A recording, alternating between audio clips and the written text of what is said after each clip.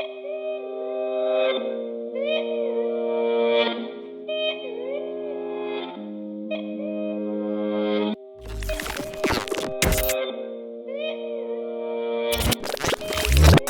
video is brought to you by 28 Mobile. For all your international and unlocked phone needs, make sure you head on over to 28mobile.com and check them out. What's going on, everybody? OT for Tech here, and this is the Nokia 930. This is exactly the same phone as the Nokia Icon, which is a Verizon exclusive. The only difference with these two devices is the software that they're running, at least at the time of this video, and the fact that the 930 is available in two more color options, orange and green. Inside the box, you'll find the international or European charger in black, of course, a black data cable, and the device itself, which can be seen here that I opted for the orange model. And let me tell you, it's pretty fluorescent. If you put it up against a piece of white paper, it's almost like it glows.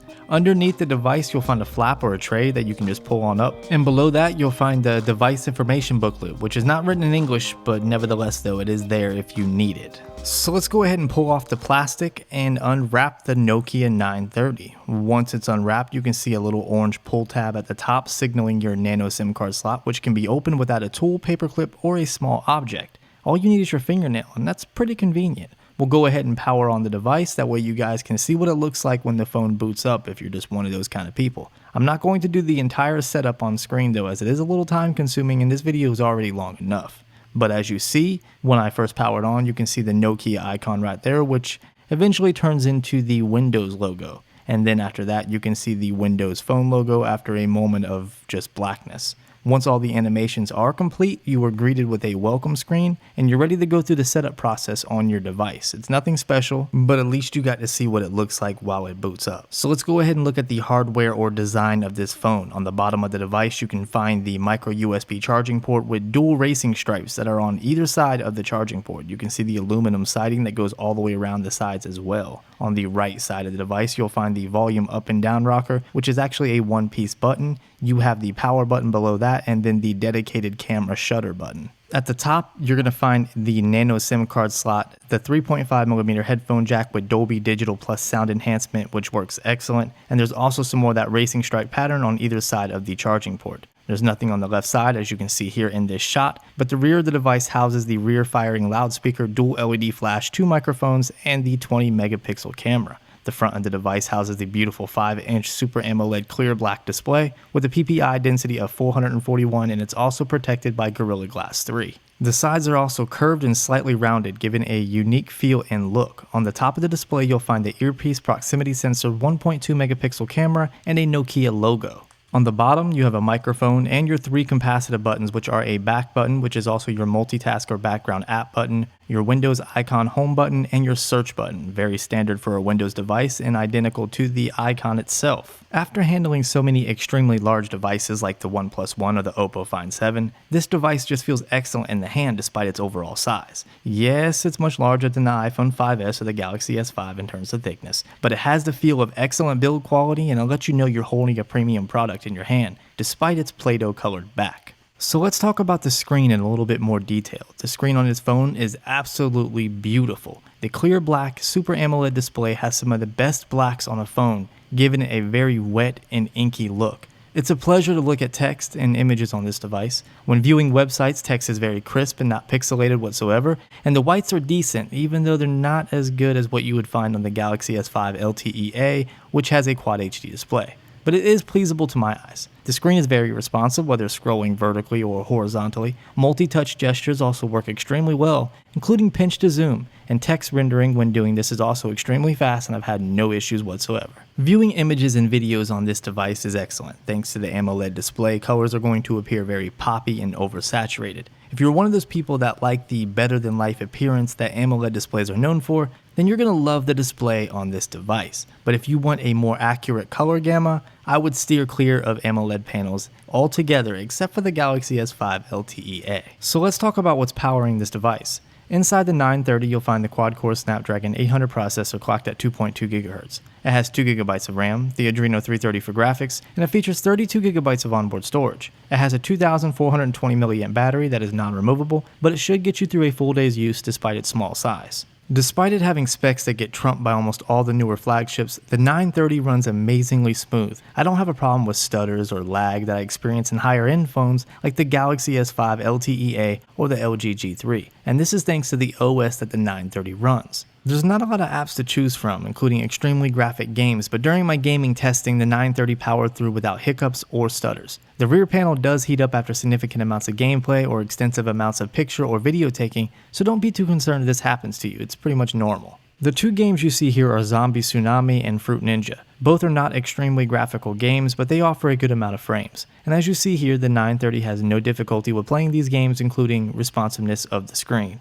As of now, there are no intentions on bringing the 930 to the US. However, if you want to purchase this device from the 28 Mobile website, you will be able to use it on AT&T and T-Mobile's HSPA Plus networks without any issues. I have not been able to get any LTE where I live, but that's not to say you won't be able to, or that T-Mobile's LTE bands are incompatible, as I only tested it on AT&T. HSPA Plus speeds are decent, and in my case they were more than passable. Call quality is the same as a device running LTE, so I did not experience any issues answering or placing phone calls. In fact, let me elaborate on this and say that the earpiece on this device is exceptionally loud, and when making phone calls for extensive amounts of time, I found it to be very comfortable in resting up against my ear. Okay, so let's talk about the software on this phone. This device is the first device to run Windows 8.1 Cyan out of the box. This is the version bringing many much needed features to the Windows platform. Looking at the live tiles in your opening screen, you will not see much of a difference. If you swipe to the left, it brings you to your apps, and of course you can swipe up and down to scroll through. But if you dig a little bit further, you'll notice some of the awesome features they've added. And let's start with Cortana. Cortana is Microsoft's answer to Siri and can be accessed by touching the search capacitive button. From my time using Cortana, all I can say is I'm extremely impressed. Considering this is still in beta and this is Microsoft's first go at a true voice assistant application,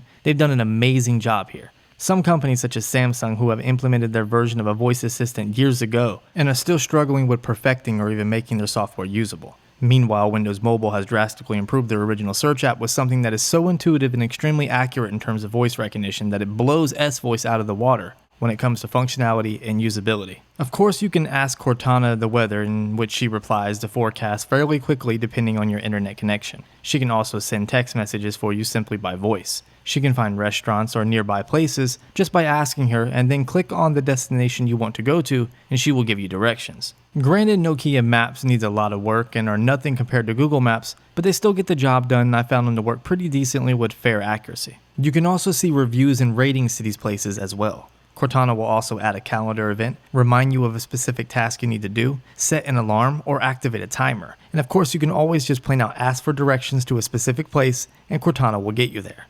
You can also perform internet searches for images or videos. Cortana uses Bing for search results and you cannot change this setting. It's not as good as Google in my personal opinion, but it is completely passable and I've enjoyed using it. The multitasking or background app selection has not changed from 8.0, but I found it to be a little bit more fluid and a bit more responsive since using it on my icon. One of the biggest and most welcome changes in 8.1 is the pull-down notification bar. Some people griped and stated they stole it from Android, but in a world where everyone steals things from everyone, so what? They tweaked it and they made it more suitable for Windows users, and though it still needs some work including the ability to customize the toggles at the top, it works excellent. You can access all your missed notifications by pulling down from the status bar, even on the lock screen. Simply tap on the missed notification to respond, or simply swipe to the right to clear it. There's also a button to clear all your notifications at once. Going into the settings and going under the display settings, you can now set background images instead of solid white colors on your live tiles. The best way to show you this is to go ahead and change my live tiles back to a solid color. Now I'll go back and then I'm going to change my live tiles back to an image. You can see it does not necessarily work the greatest due to the lack of support from almost all the tiles, which is annoying, but hey, it's a start and it's a really nice customization option and I'm glad Windows 8.1 does offer it. The next feature I noticed was the swipe keyboard. This may not be a Windows 8.1 updated feature, but I definitely do not remember seeing this on my icon. It works overall excellent. A few updates here and there to improve accuracy and overall functionality, and it could work just as good as the most popular keyboards on the Android platform. One gripe that I do have about the swipe keyboard is the fact that it's not functional in every single application. Some apps do not give support to this feature, which really affect my opinion. Again, with a few updates, this could be an excellent feature, but as the way it stands right now, it's in much need still of an update. The camera on the back of this phone is a 20 megapixel shooter with optical image stabilization and Carl Zeiss optics.